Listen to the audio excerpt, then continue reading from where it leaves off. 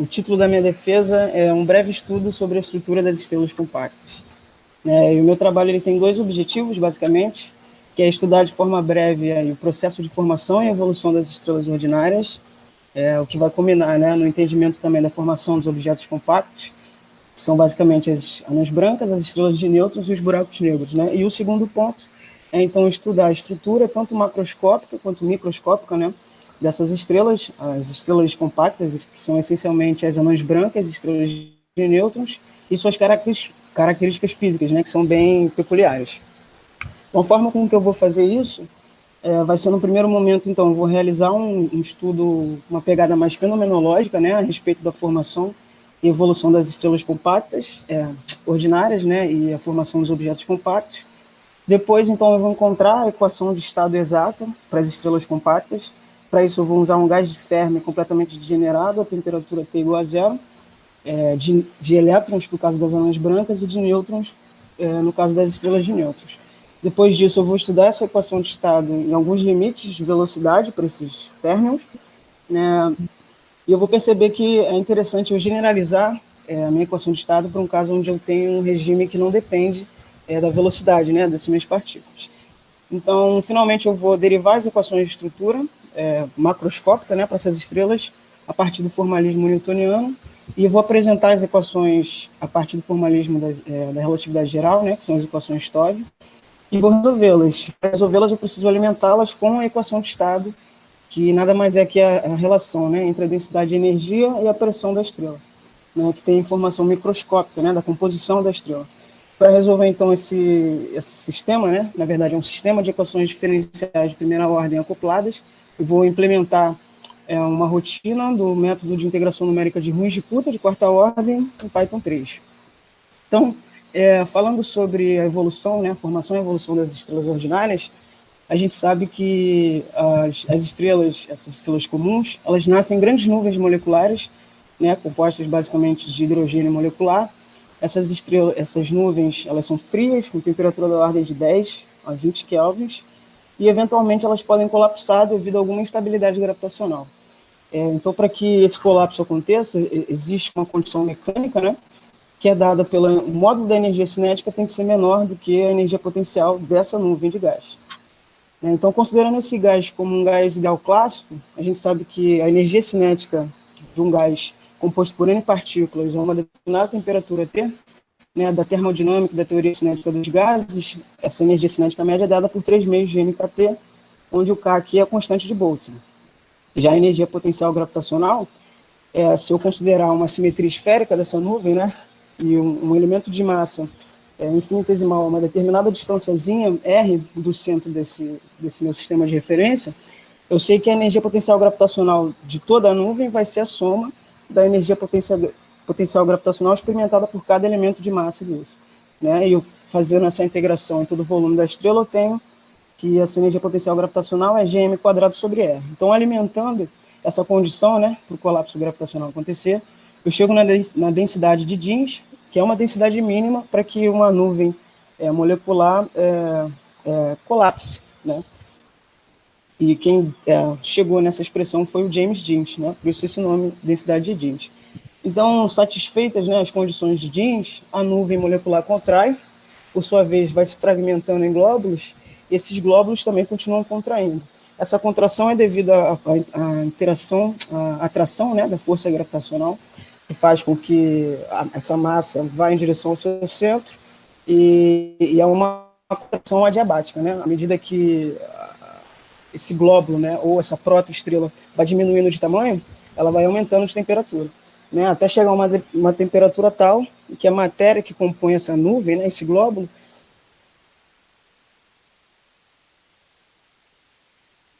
torna-se justamente separados, fora de um estado ligado com a nuvem eletrônica.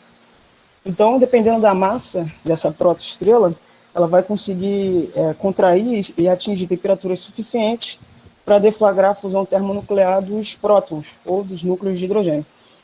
Essa fusão termonuclear, a gente sabe que é um processo que funde dois núcleos mais leves, gerando um núcleo mais pesado, um pouco mais massivo, melhor dizendo, e liberando energia.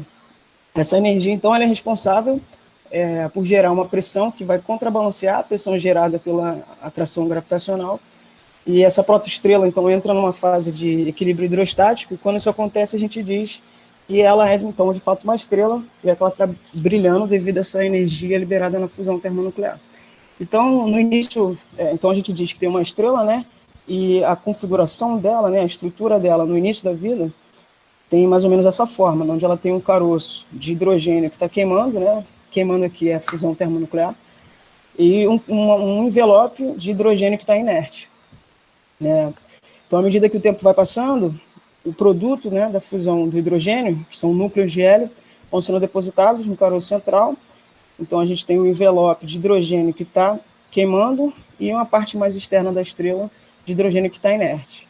Só que esse hidrogênio ele não é infinito, né? Em algum momento ele vai acabar, e a fusão termonuclear do hidrogênio é um mecanismo que sustenta essa estrela. Então, cessando essa fusão, a estrela volta a colapsar, volta a esquentar, e o núcleo ele pode chegar a temperaturas que vai conseguir esquentar as camadas mais próximas dele, né, que estão fora do núcleo, mas logo acima dele, né, essas camadas que são de hidrogênio, por sua vez, vão começar a queimar hidrogênio.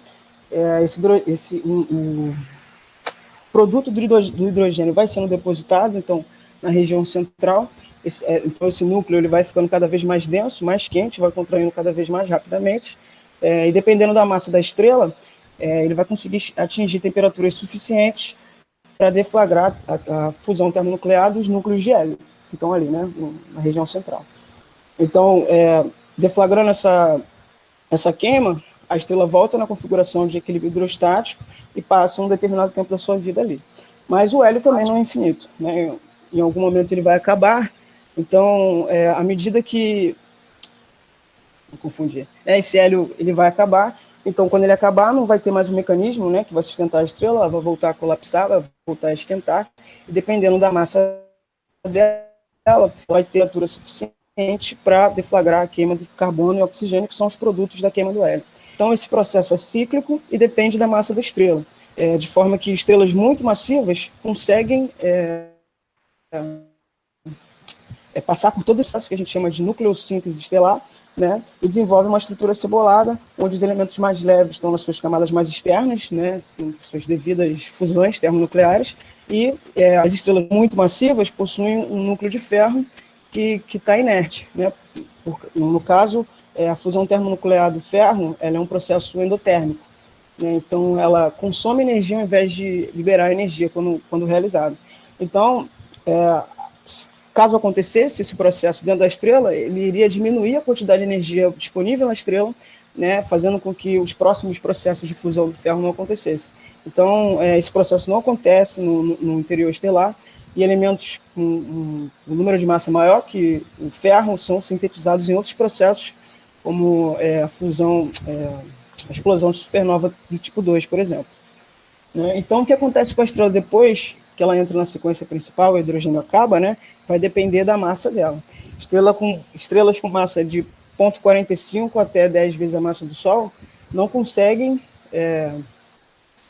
atingir temperaturas suficientes para queimar os núcleos de carbono e oxigênio.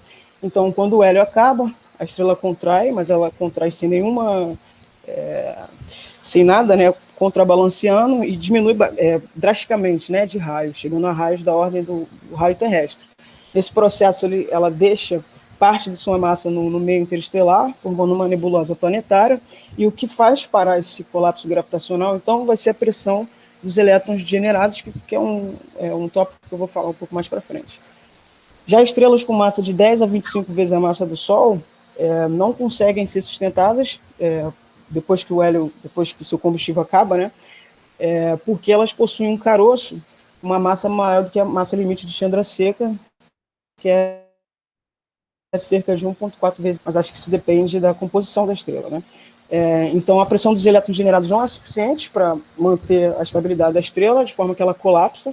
Em algum momento, ela sofre uma explosão de supernova, o colapso continua acontecendo, a estrela vai diminuindo de tamanho, atingindo densidades tais que vão viabilizar, então, o decaimento beta inverso, que é a junção, né, de um próton e um elétron formando um nêutron. Esses nêutrons, por sua vez, continuam sendo esmagados pela gravidade e chegam ali a densidades tais que eles acabam saindo da configuração de um nucleon, né, do núcleo atômico, e ficam livres na estrela, né, o que a gente chama de gotejamento de nêutrons. E o remanescente desse evento é, então, uma estrela de nêutrons que é sustentada pela pressão dos nêutrons generados, sem campo magnético e desconsiderando que ela esteja, eventualmente, num sistema binário ou triplo. Né? Então, se eu considerar, né, essa simetria esférica e considerar um elemento de massa infinitesimal a uma determinada distânciazinha r do centro do meu sistema de referência, eu sei que pela equação da continuidade, né, ou pela conservação da massa da estrela, a massa total vai ser a soma, né, da contribuição de cada elemento infinitesimal desse, né, a soma sobre todo o volume da esfera. Então, fazendo isso, a gente chega na equação 6, que é uma das equações de estrutura a partir do formalismo newtoniano. Ela depende apenas da densidade de energia, aqui no caso, né? Para eu chegar no gradiente de pressão, ou para o perfil da pressão dentro da estrela, eu preciso basicamente aplicar a segunda lei de Newton a um elemento desse, né, infinitesimal de massa, e considerar que as únicas forças que estão participando, né, do meu problema é a força-peso, né, a gravitacional, e a força devido à pressão interna. Então, feito isso, eu chego, com um pouco de álgebra, né, eu chego na expressão 7, que depende da aceleração gravitacional que cada elemento de massa desse vai sofrer ao longo do raio da estrela. Né? E essa aceleração a gente pode pegar a partir do menos o gradiente da solução da equação de Poisson, da gravitação. Então, substituindo, eu chego na expressão 10, que é o meu gradiente de pressão para uma esfera de gás autogravitante no regime da relatividade, no regime da mecânica clássica. É uma derivada negativa e depende aqui da densidade de energia também da minha estrela, e essa densidade de energia aparece porque eu uso a relação massa-energia do Einstein, né, da relatividade restrita. Já as estrelas de nêutrons, uma típica, possui massa da ordem de 1,4 vezes a massa do Sol, um raio já bem menor, né, da ordem de 10 km, a temperatura 1 milhão de kelvins e a densidade de massa da ordem de 10 a 14 gramas por centímetro cúbico. E aí já é da ordem da densidade de um núcleo atômico. Ela também apresenta essa característica, né, de quanto mais massiva ela é, mais compacta. Isso tem a ver com o mecanismo de sustentação dessa estrela, que, diferentemente das estrelas ordinárias, não é a mecânica clássica, mas sim a mecânica quântica. Né? Então, as estrelas de nêutrons elas foram teorizadas antes de serem observadas, né, no universo. Em 26, o Fowler propôs, né, a solução da pressão dos elétrons generados. Em 32, o Chadwick descobriu o nêutron e, com certeza, inspirados, né, nessas duas situações, Baade e Zwick, então, teorizaram a existência de estrelas compactas, parecidas com as estrelas anãs brancas, porém sustentadas por um gás de nêutrons generados ao invés de um gás de elétrons. Né? Então, devido à intensa densidade, né, e, consequentemente, intensa gravitação dessa estrela, ela também tem uma fina atmosfera, composta aqui basicamente de matéria de anã branca.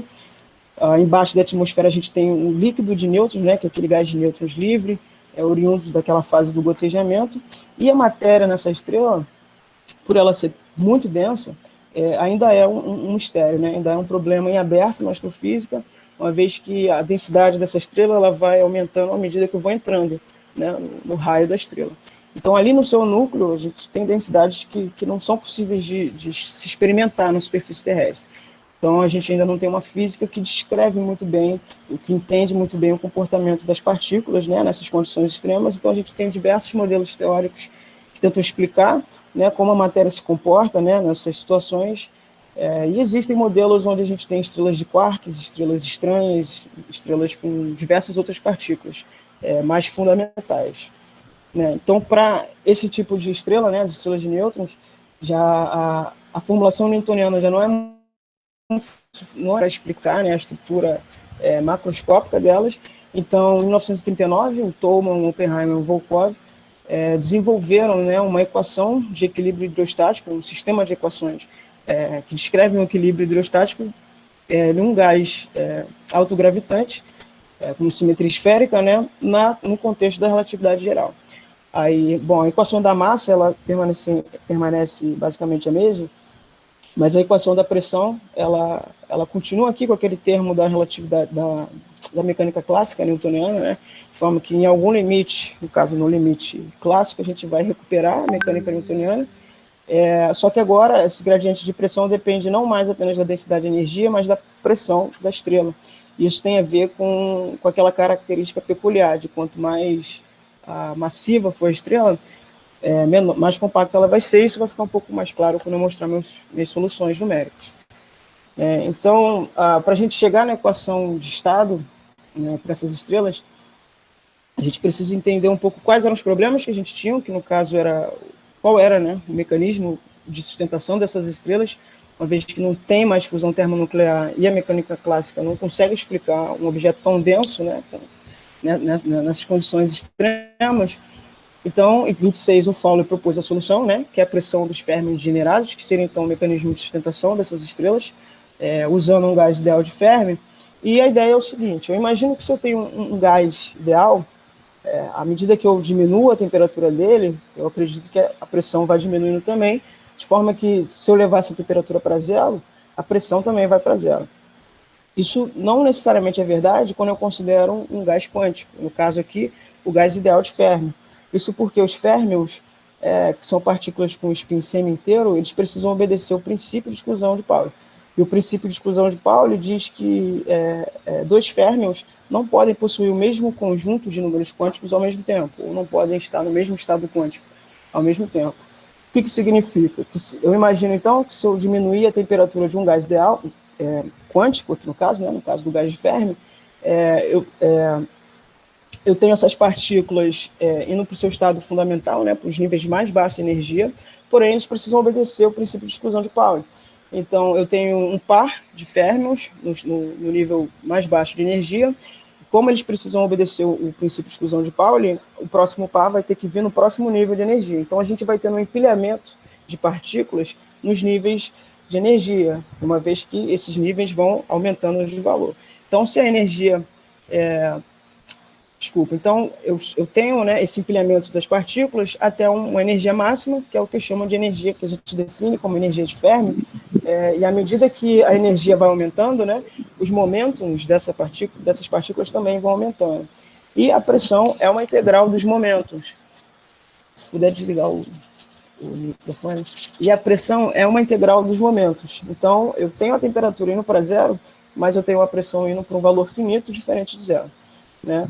Essa aproximação de usar um gás com a temperatura T indo para zero, ela é boa, uma vez que eu comentei sobre a energia de Fermi, e a energia de Fermi está associada a uma temperatura, que é a temperatura de Fermi.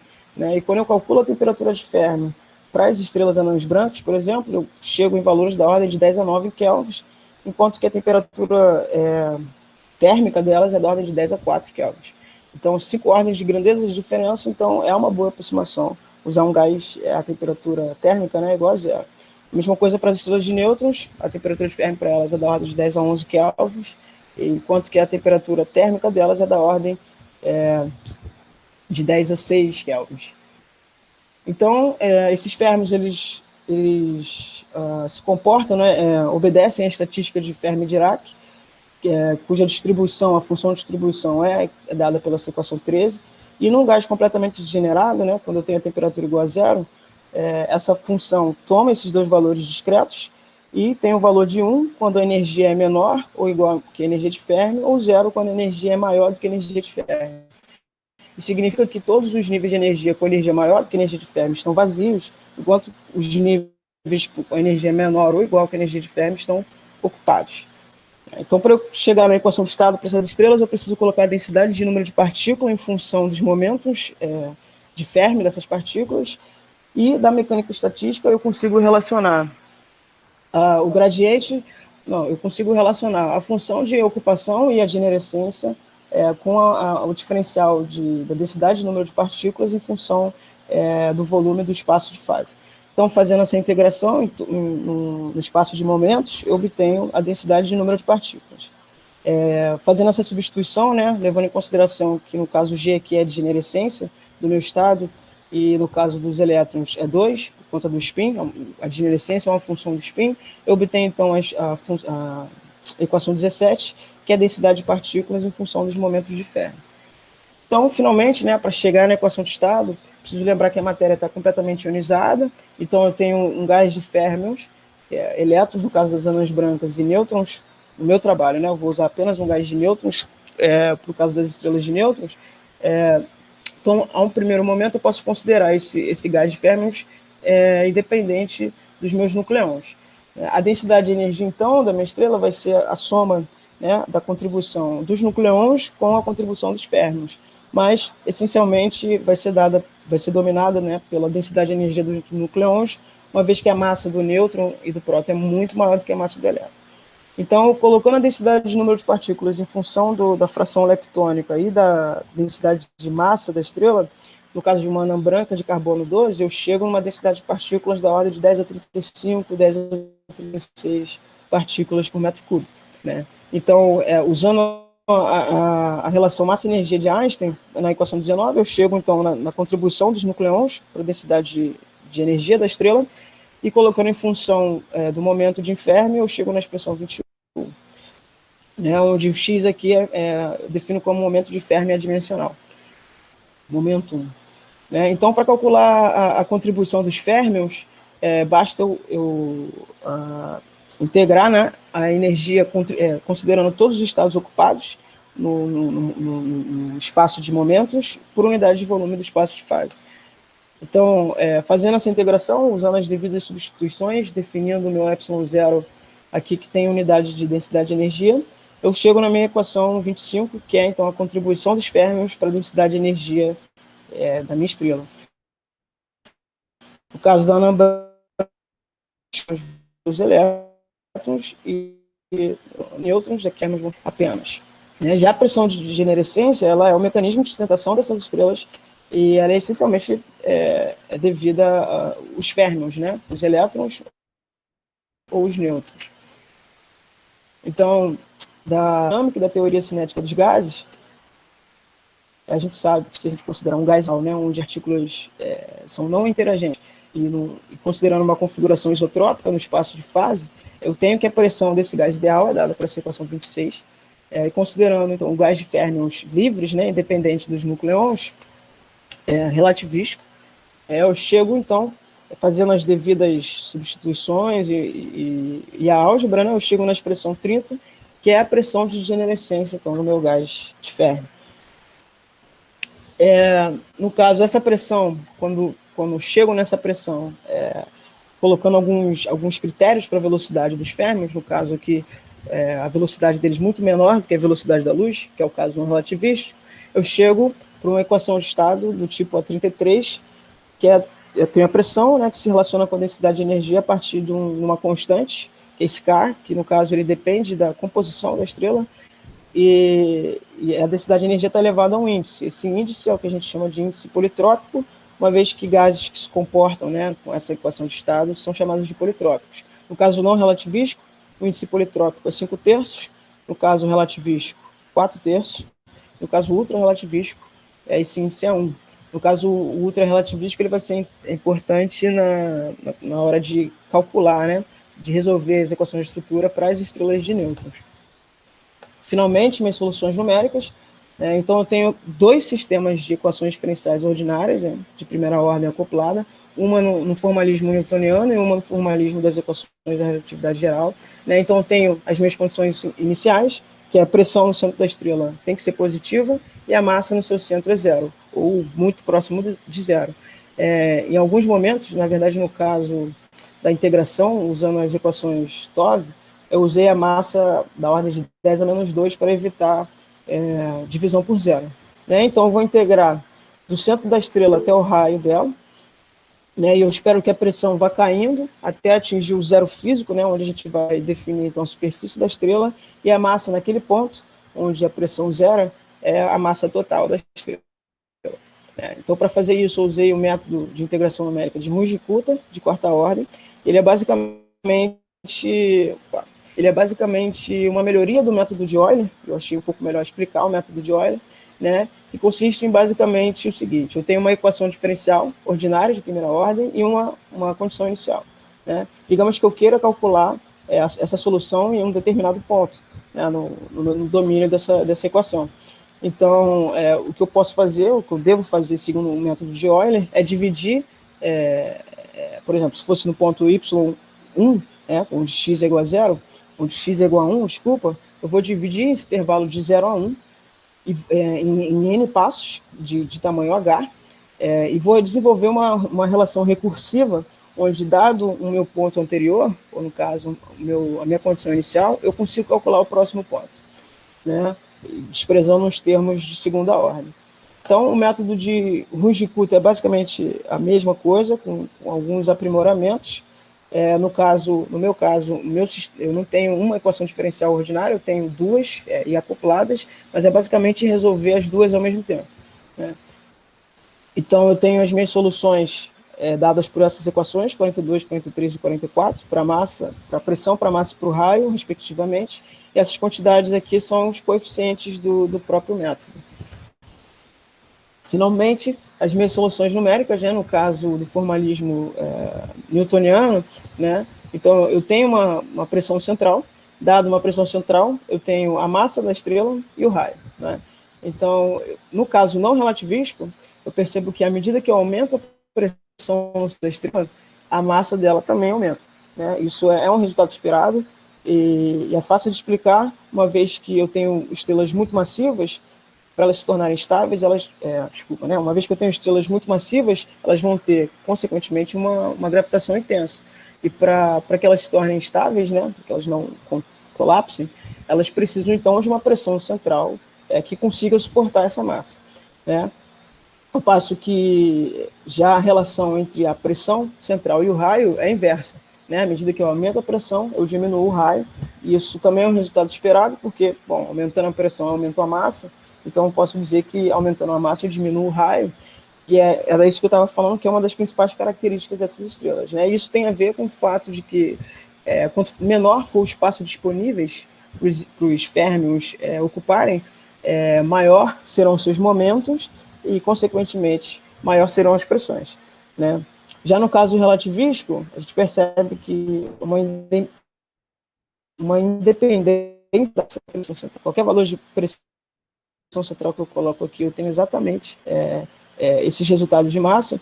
Isso, usando a formulação aqui do meu trabalho, não faz muito sentido, mas quando a gente olha para as equações de Lane-Ender e para as funções de Lane-Ender, a gente vê que, substituindo, né, o índice politrópico, no caso relativístico, que é 4/3, a massa independe da densidade de energia e, consequentemente, da pressão. E aqui a relação com o raio, da pressão e o raio, é a mesma, né, que a gente vê no caso não relativístico. Então, aqui eu tenho o perfil da pressão dentro de 3 estrelas com a mesma composição, porém com pressões centrais diferentes. E a gente vê que a pressão ela se mantém constante, a maior parte da estrela, e quando ela chega perto da superfície, né, ela dá uma caída mais brusca. Aqui é o perfil da massa para essas estrelas, né, para essas mesmas 3 estrelas, tudo isso no caso não relativístico. Já no caso relativístico, a gente vê o mesmo perfil, o que diferencia para mim é que talvez a suavidade dessa caída, né, é um pouco diferente em relação ao caso não relativístico, mas é essencialmente o mesmo perfil. No caso para massa, a gente já vê que tem um platô aqui numa massa máxima, como sugeria, né, aqui a nossa tabela com resultados. Então, fazendo um plot da equação de estado exata, junto com as aproximações politrópicas, né, tanto no caso relativístico e no caso não relativístico, percebo que essas duas aproximações elas dependem muito do regime de pressão e densidade que a gente está tratando. Então, a regime de baixas pressões, a equação exata e a aproximação não relativística se comportam de maneira muito parecida, né? Elas convergem. Mas à medida que a pressão e a densidade vão aumentando, essas curvas começam a divergir, né? E o comportamento contrário acontece com o politrópico relativístico. Né? Ele diverge a baixas pressões e à medida que a pressão vai aumentando, começa a convergir com a equação exata. Então, para não ficar dependente do regime, né, de velocidade dos férmions, eu generalizei a equação de estado, no caso onde eu tenho um regime independente, né, das velocidades, então eu fiz uma combinação linear entre os dois politrópicos, e para encontrar os coeficientes dessa combinação linear, eu fiz um fit usando uma anã branca de carbono 12 e hélio 4, que tem essencialmente a mesma razão, né, a mesma razão leptônica, e então a curva é essencialmente a mesma para as duas, né? Então os meus resultados, né, no caso no regime que não depende das velocidades dessas partículas, tanto no regime newtoniano, né, quanto no regime das equações Stove, para as anãs brancas, no caso aqui onde 10 a 21 é a minha pressão central, 10 a 21 Nm², a gente percebe que as correções da relatividade geral, nesse caso aqui da anã branca, não são tão relevantes, mesmo aumentando a pressão, no caso aqui 10 a 24 Nm², a gente nem percebe que tem 4 curvas, né, no plot. Mas quando a gente olha para os resultados numéricos, né, os números propriamente ditos, a gente vê que à medida que a pressão central vai aumentando, eu vou tendo correções um pouco mais relevantes, um pouquinho mais só, né, relevantes do que abaixo as pressões. Mas, bom, isso só para o raio, né, uma vez que as equações para a massa se mantêm as mesmas. Mas, essencialmente, o formalismo newtoniano ele descreve bem, né, pelo menos é uma primeira aproximação, a estrutura dessas estrelas anãs brancas. Então, no caso das estrelas de nêutrons, usando o formalismo clássico, eu recupero as mesmas propriedades que eu tive com o formalismo, que eu tive com as estrelas anãs brancas, né, o que era esperado, a questão da dependência direta da pressão e da massa e indireta, inversa, né, do raio da pressão, e a independência da massa, no caso relativístico, né. Então, aqui eu também tenho o perfil da pressão para 3 estrelas de nêutrons com a mesma composição, porém pressões centrais diferentes. A gente também vê, né, que a pressão se mantém constante, basicamente, durante todo o volume da estrela, e quando chega próximo da superfície, né, ela também dá uma caída que tem um perfil talvez um pouco diferente. Bom, aqui no caso não relativístico, né? No caso relativístico a gente tem, então, um perfil um pouco diferente, talvez, nessa queda. No caso não relativístico, o perfil da massa também não apresenta aquele platô, e já no caso que aparece, né, relativístico. Então, generalizando também, né, para um caso onde eu tenho um regime independente das velocidades dos férmions, eu também fiz um fit, no caso aqui numa estrela de nêutrons com núcleo de ferro, né, e para obter as soluções, usei então o formalismo tanto newtoniano quanto das equações Stove, né, e graficamente fica bem evidente que as correções da relatividade geral para essas estrelas são mais relevantes, né, e aqui a gente está numa pressão central da ordem de 10 a 32 newtons por metro quadrado. Quando a gente vai para 10 a 35 newtons por metro quadrado, a gente vê que é bem mais relevante, né. No caso aqui da solução da massa, no caso newtoniano, está dando cerca de 1,5 massas solares, e no caso das equações TOV, está dando cerca de 0,7 massas solares. Então, é mais do que o dobro, então é bem relevante, né? E a gente vai vendo, quando olha para os números, né, na tabela, que quanto maior for essa pressão, mais relevante, então, vai se tornando essas correções. Então, aqui eu tenho também o perfil de pressão, para algumas estrelas de nêutrons, mesma composição, só que com pressões centrais diferentes, tanto no formalismo newtoniano quanto no formalismo das equações da relatividade geral. E aqui o perfil... bom, e para essas estrelas, né, de nêutrons, eu fiz um plot da relação massa-raio entre essas estrelas, e cada ponto aqui nesse gráfico representa, então, uma estrela de mesma composição, só que com pressão central diferente, né, pressão central distinta. Então, esse plot ele sugere uma massa máxima para essas estrelas, né? Então, mesmo que eu aumente a pressão, dessas estrelas, eu tenho uma massa máxima aqui, né? Porque quando aumenta a pressão, aumenta a massa, né? Mas dado um determinado ponto, mesmo aumentando a pressão central, eu tenho estrelas com massas cada vez menores. Essa massa máxima eu achei da ordem de 0,72 vezes a massa do Sol, cujo raio era da ordem de 8,5 km. Esse resultado aqui está de acordo com os resultados de Thoma, Oppenheimer e Volkov, no artigo de 1939, onde eles apresentam, né, essas equações para um gás, uma esfera de gás autogravitante, né, no contexto das equações da relatividade geral, e foi a partir desse resultado que eles concluíram que não deveria existir uma estrela de nêutrons, então, porque, se eu não me engano, a gente já tinha medido massas de anãs brancas bem maiores que essa, então isso deu um banho de água fria na discussão, mas um tempo depois, incluindo, né, na equação de estado a matéria nuclear, essa massa máxima acaba por aumentar, né, então começou a ser mais viável existir estrelas de nêutrons.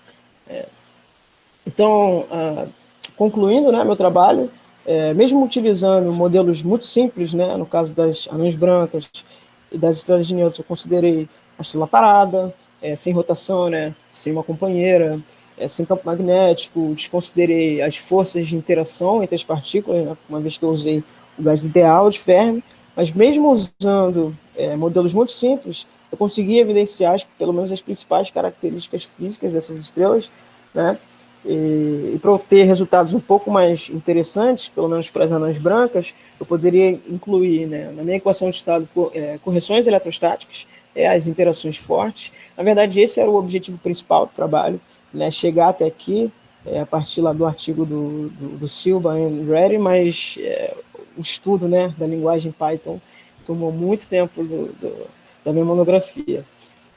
No caso das estrelas de nêutrons, na verdade não vou conseguir resultados realísticos, não num trabalho de monografia, né, uma vez que a composição dessas estrelas ainda está em aberto, mas para pelo menos aumentar a massa máxima delas, né, e ter um pouco mais incluam a existência de prótons e elétrons, né, na composição dessas estrelas, considerar então o equilíbrio beta e aumentar, né, a massa máxima. É isso. Espero que vocês tenham gostado. Obrigado. E desculpa por ter passado o tempo, né? 10 minutinhos.